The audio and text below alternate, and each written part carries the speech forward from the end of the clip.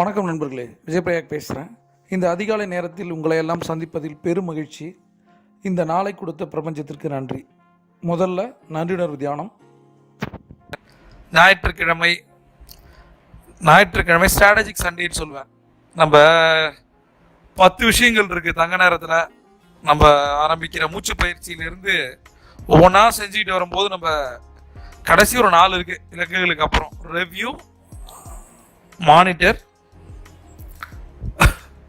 To to list and priority. இந்த 4 விஷயங்களையுமே நம்ம செய்யணும். இன்னைக்கு மெயினாக சண்டேல ஒரு கோல் செட்டிங் டேவை நம்ம ஸ்டார்ட் பண்ண போகிறோம். ஸ்ட்ராட்டஜிக் சண்டே அப்படின்னு சொல்கிறோம். திங்கட்கிழமை முதல் சனிக்கிழமை வரை நம்ம என்ன செஞ்சோம், எது விடுபட்டது, அதை சரி பண்ணிட்டு நம்ம புது சண்டேவை ஆரம்பிப்போம். திங்கட்கிழமை எல்லாம் வாரத்தின் முதல் நாள் நம்மளை பொறுத்த வரைக்கும் நம்ம இன்னைக்கே ஆரம்பிப்போம். மண்டேலேருந்து சாட்டர்டே வரைக்கும் என்ன பண்ண போகிறோன்றதை ஒரு பிளான் பண்ணிவிடுவோம். சரியா, இதை சரியாக பண்ணீங்க அப்படின்னா வாழ்க்கை ஃபுல்லாக சரியாக இருக்கும். அதனால் இலக்குகளை நிர்ணயிக்கும் போது தான், அதாவது லைட்டாக டீவியேஷன் சொல்லுவாங்க. லெஃப்ட் ரைட் இருக்கும்போது லைட்டாக டீவியேட் பண்ணி போயிட்டோன்னா சென்று சேரும் இடம் வேறு மாதிரி இருக்கும். அது போல தான் மாறிடும். ஒரு ப்ளூ பிரிண்ட் தப்ப போட முடியாது. அது மாதிரி ப்ளூ பிரிண்ட்டுக்கான நாள் இது சண்டே. வழக்கம் போல் நன்றி தியானத்தில் நம்ம ஆரம்பிப்போம். கற்றுக் கொடுத்த குருக்களுக்கு, ஆசிரியர்களுக்கு நன்றி. அவர்கள் நம்மோடு இருந்தாலும் ஆத்மாக இருந்தாலும் மனதார 3 முறை அவரை நினைத்து நெஞ்சில் கை வைத்து 3 முறை நன்றி நன்றி நன்றி. 2வது நன்றி உயிர் கொடுத்த தந்தைக்கு நன்றி. அவர்கள் நம்மோடு இருந்தாலும் ஆத்மாவாக இருந்தாலும் மனதார 3 முறை நன்றி நன்றி நன்றி. 3வது நன்றி ஊரு கொடுத்த அன்னைக்கு நன்றி. அவர்கள் நம்மோடு இருந்தாலும் ஆத்மாவாக இருந்தாலும் மனதார 3 முறை அவர்களை நினைத்து நன்றி நன்றி நன்றி. இன்னைக்கு நன்றி தியானத்தில் உங்களுக்கு யாருக்கு தோணுதோ அவங்க பேரை போட்டு நீங்கள் 3 முறை வாழ்க வளமுடன், வாழ்க வளமுடன், வாழ்க வளமுடன் சொல்லுங்க. உறவுகளுக்கு மதிப்பு கொடுங்க, உறவுகளுக்கு உயிர் கொடுங்க.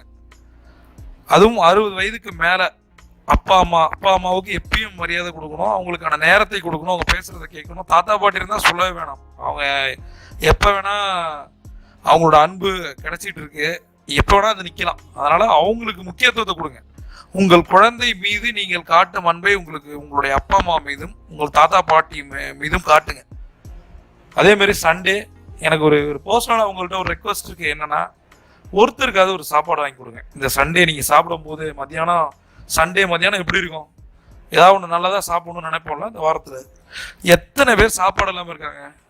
உங்கள் குழந்தைங்களுக்கு சொல்லித்தாங்க. ஈகை, அதாவது தமிழனுடைய 2 உயர்ந்த குணநலங்கள்ல ஒன்று ஈகை, இன்னொன்று வீரம். அது 2மே காணா போயிடுச்சுன்ற நான் நம்ம மீட்டெடுப்போங்கிற நான் ஈகையை வளர்ப்போம்.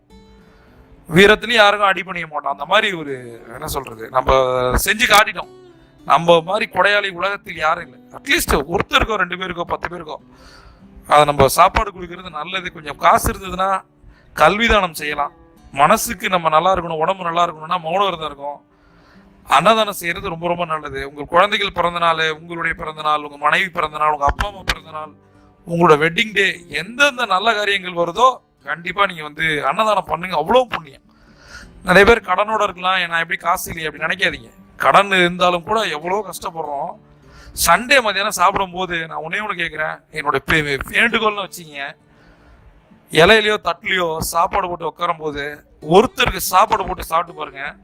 ஒரு 21 வாரம் இதை செஞ்சு பாருங்க. உங்க வாழ்க்கை எப்படி மாறுது நான் சொல்றேன். ஒரே ஒருத்தருக்கு பண்ணுங்க. முடியாதா? 4 பேருக்கு, 5 பேருக்கு, 10 பேருக்கு ஒரு வெரைட்டி ரைஸ் கடையில் வாங்கி கொடுத்தா முடிஞ்சா போய் ஒரு அம்மா உணவு மாதிரி எங்கேயாவது வாங்கி கூட கொடுங்க. 10 பேர் சாப்பிட்டுங்க. அவ்வளோ புண்ணியம் உங்களுக்கு. அதாவது வயிற்று தீயை அணைப்பதை விட பெரிய புண்ணியம் இல்லைன்றாங்க. அதான் கொஞ்சம் காசு இருந்தால் அன்னதானம், கொஞ்சம் அதிகமாக காசு இருந்தால் கல்விதானம் பண்ணுங்க. பிரபஞ்சமே உங்களை வாழ்த்தும். அடுத்தது நம்ம பார்க்க போறது பண சுய கட்டளைகளை. சுய கட்டளைகள் ஏற்கனவே நான் சொன்னதுதான்.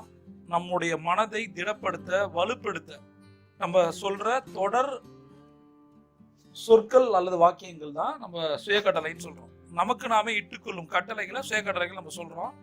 3 விதமான சவால்கள் பொதுவாக இருக்கு. உடல் நலம், உறவு முறைகள், 3வது பணம். இன்னைக்கு மிக முக்கியமான 3 பண சுய கட்டளைகளை நம்ம பார்க்க போறோம்.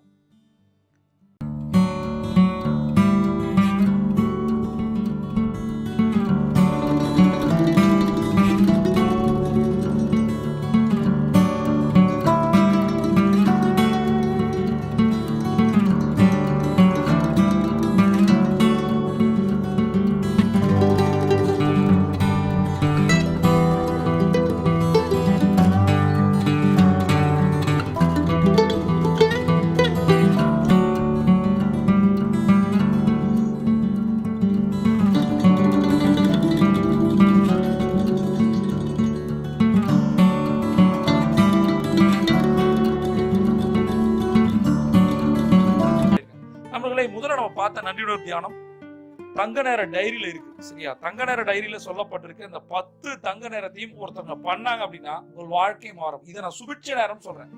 4 to 5 அந்த டைரியில சொல்லப்பட்டிருக்கின்ற 10 விஷயங்களை ஒருத்தவங்க தொடர்ந்து 90 நாள் பண்ணாங்கன்னா கடன் இருந்தா அடையும், பணம் வரும், என்ன நினைக்கிறீங்களோ அது நடக்கும். இதை பண்ணி பாருங்க, உங்களுக்கு தெரியும். அதை விட மிக முக்கியமான விஷயம் என்னன்னா, அதை சரிப்படுத்துறதுக்காக, அந்த இலக்குகளை கனவுகளை அடைவதற்காக நான் சுய கட்டளைகளை சொல்றேன். இந்த சுய கட்டளைகள் எல்லாமே பணமந்திரங்கள் புத்தகத்தில் இருக்கு. உங்களுக்கு தங்க நேர டைரியோ பணமந்திரங்கள் புத்தகமோ வேணும்னா கீழே இருக்க நம்பருக்கு கால் பண்ணி பேசுங்க.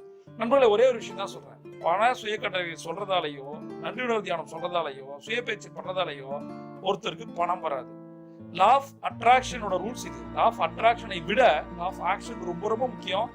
இதை 3 முறை சொல்லணும், 8 முறை எழுதணும். இது ஈர்ப்பு விதியோடைய தத்துவம் இது. அதனால உங்களுடைய செயல்களை நம்புங்க. அதற்காக தான் தங்க நேரத்துல நான் 10 ஸ்ட்ராட்டஜி கொடுத்துருக்கேன். நீங்கள் மிகப்பெரிய பிரம்மாண்டமானவர். சரியா? உங்களுக்கு ஏற்படுற எல்லாமே டெம்பரவரி தான்.